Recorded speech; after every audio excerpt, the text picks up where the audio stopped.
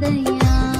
నేను పారిపోయినా వెదకి నన్ను పట్టుకున్నావు.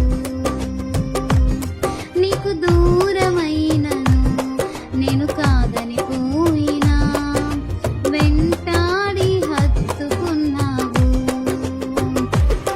నీ ప్రేమ నిత్యము వెంబడిస్తూనే ఉందయా.